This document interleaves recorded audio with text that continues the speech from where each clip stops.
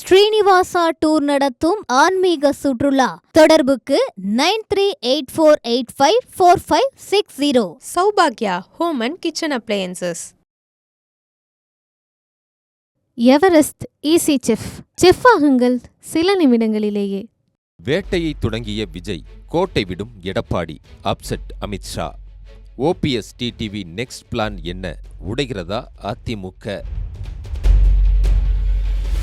செங்கோட்டையின் விவகாரத்தில் இறுதியில் அது நடந்தே விட்டது. அதிமுகவிலிருந்து ஏற்கனவே எடப்பாடியால் கட்டம் கட்டப்பட்டு நீக்கப்பட்டிருந்தவர் சுமார் 36 மணி நேர சேசிங் காட்சிகளுக்கு பிறகு விஜயை சந்தித்து அவருடன் கைகோர்த்தே விட்டார். இப்போது விவகாரம் செங்கோட்டையனுடன் மட்டும் முடியவில்லை. அவரை தொடர்ந்து அதிமுகவிலிருந்து விலக்கப்பட்ட ஓபிஎஸ் அன்கோ மற்றும் டிடிவி தினகரன் ஆகியோரும் விஜயுடன் கைகோர்க்க திட்டமிட்டிருக்கும் நிலையில் எடப்பாடி டீமிலிருந்தே அடுத்தடுத்து முக்கிய விக்கெட்டுகள் காலியாகும் என்று வரும் தகவல்கள்தான் கூவத்தூர் காட்சிகளையே மிஞ்சும் அனல் பறக்கும் அரசியல்.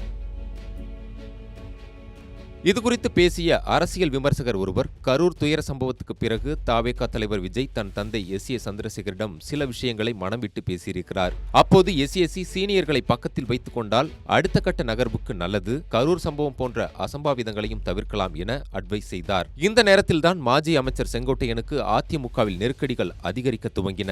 புழுங்கி தவித்த அவருக்கு முதலில் தூண்டில் போட்டது திமுக.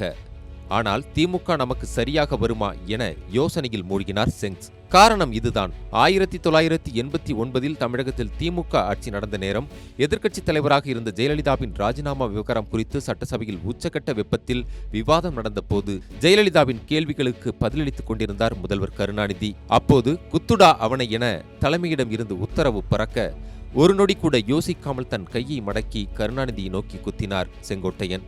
இப்படி திமுக எதிர்ப்பில் ஊறியவர் திமுக செல்வது சரியாக வராது என தயங்கிக் கொண்டிருந்தார். விஜய் செங்கோட்டையன் சந்திப்பு சாத்தியமானது எப்படி? உண்மையில் செங்கோட்டையனுக்கு கடந்த நவம்பர் 24ஆம் தேதி காலை வரை விஜய் கட்சியில் இணையும் எண்ணம் துளியும் இல்லை. இந்த நிலையில் விஜய் நியமத்திற்கும் சுமார் 28 பேர் கொண்ட ஆலோசனைக் குழுவில் பேசிய சிலர், தமிழக அரசியலை பொறுத்தவரை தலைவர்களின் ரோட் ஷோ போன்ற பிரச்சாரங்கள் மக்கள் மனதில் பெரும் தாக்கத்தை ஏற்படுத்துபவை. கரூரில் அப்படி ஒரு பிரச்சாரத்தில் நாம் ஈடுபட்ட போதுதான் பெரும் நெரிசல் ஏற்பட்டு 41 பேர் பலியானார்கள். எம்ஜிஆர் ஜெயலலிதா காலங்களில் அவர்களுக்கான பிரச்சார வியூகம், கான்வே செல்லும் ஊர்கள், பாதைகள், தொண்டர்கள் ஒருங்கிணைப்பு இவற்றை எல்லாம் திறமையாக கையாண்டவர் செங்கோட்டையன். அவரை நமது கட்சியில் இணைத்துக் கொண்டால் பிரச்சார வியூகங்களை வகுப்பதுடன் அதிமுகவின் சீனியர் முகம் என்றறியப்படும் செங்கோட்டையன் நமது கட்சிக்கு பெரும் பலமாக திகழ்வார் என்று கூறப்பட்டுள்ளது. இதையடுத்து செங்கோட்டையனை கட்சிக்குள் கொண்டுவரும் பொறுப்பை ஆதவ் அர்ஜுன் மற்றும் அருண்ராஜ் ஆகியோரிடம் ஒப்படைத்தார் விஜய். அவர்கள் இருவரும் உடனடியாக நவம்பர் 24 அன்றே செங்கோட்டையனை தொடர்பு கொண்டு பேசினார்கள். சென்னையில் செங்கோட்டையனை நேரில் சந்தித்த ஆதவ் அர்ஜுனா அவருக்கான பதவி, பொறுப்புகள், மாவட்ட செயலாளர்களில் 60% பேர் செங்கோட்டையனிடம் ரிப்போர்ட் செய்வது உள்ளிட்ட விஷயங்களை பேசியிருக்கிறார். அப்போதும் செங்கோட்டையன் விஜய் கட்சிக்கு வருவது குறித்து எதுவும் பேசவில்லை. இதையடுத்து தாவேகா கொள்கை பரப்பு செயலாளரான அருண்ராஜ் செங்கோட்டையனை தொடர்பு கொண்டார். அருண்ராஜின் சொந்த ஊர் சேலம். கவுண்டர் சமூகத்தை சார்ந்தவர்.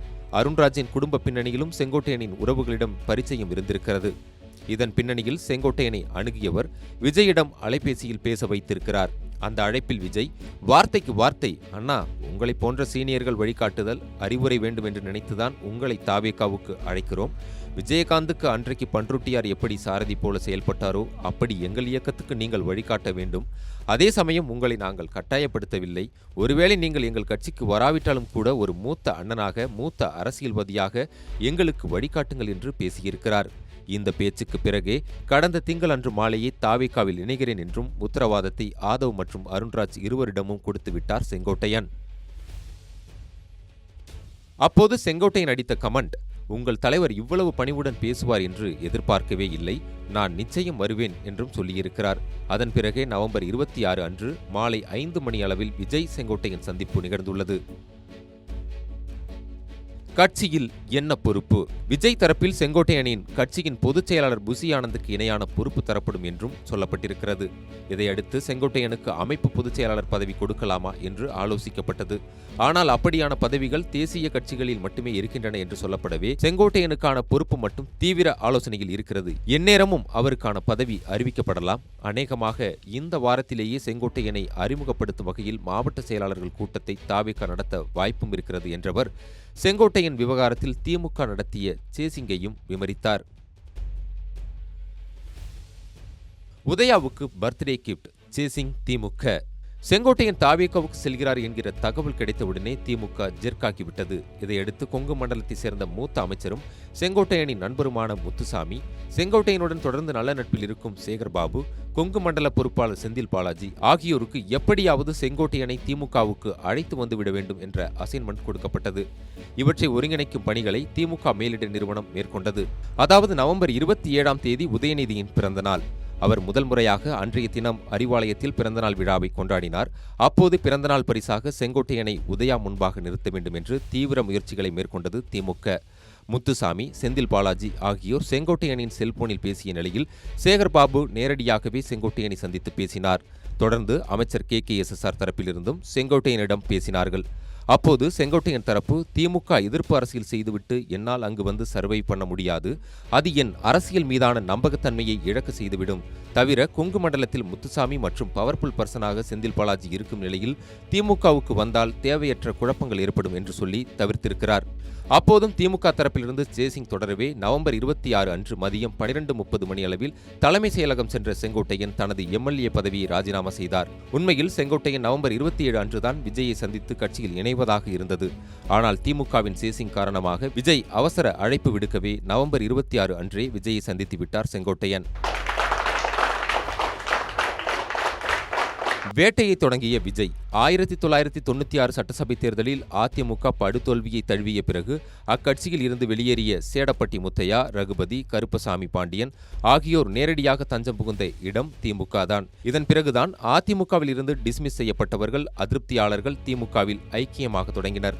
இதே லாஜிக்கை தான் இப்போது கையில் எடுத்திருக்கிறார் விஜய். சீனியர் கையான செங்கோட்டையனை கட்சிக்குள் வளைத்து போட்டால் அதிமுகவில் இருந்து ஜம்பாகக்கூடியவர்கள் நேரடியாக தாவேகாவுக்குள் வருவார்கள்.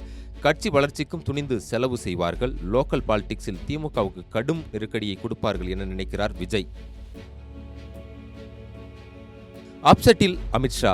அதற்கு நடுவே தமிழக அரசியல் அப்டேட்களை தன் கையில் வைத்திருக்கும் உள்துறை அமைச்சர் அமித்ஷா தற்போது எடப்பாடி பழனிசாமி மீது கடும் கோபத்தில் இருப்பதாக சொல்லப்படுகிறது. அதாவது எடப்பாடியை நம்பித்தான் தமிழக பாஜக தலைவராக இருந்த அண்ணாமலையை மாற்றினார் அமித்ஷா.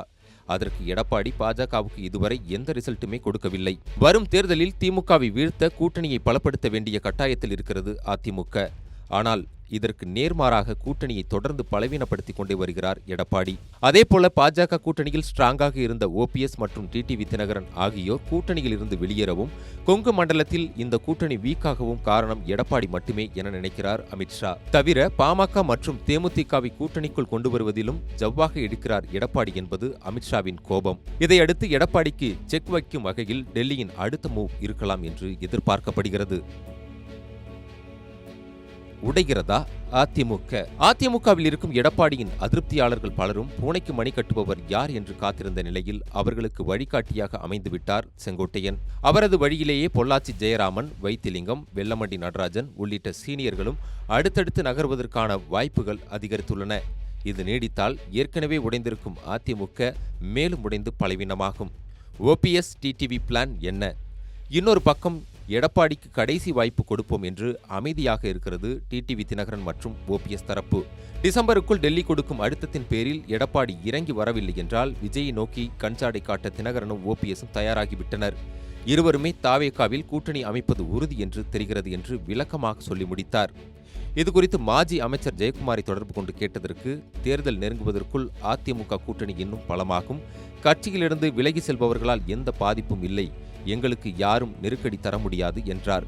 களம் சூடு பிடிக்குது. ஸ்ரீனிவாசா டூர் நடத்தும் ஆன்மீக சுற்றுலா. தொடர்புக்கு 9384854560. சௌபாக்யா home and kitchen appliances. Everest easy chef. Chef ஆகுங்கள் சில நிமிடங்களிலேயே.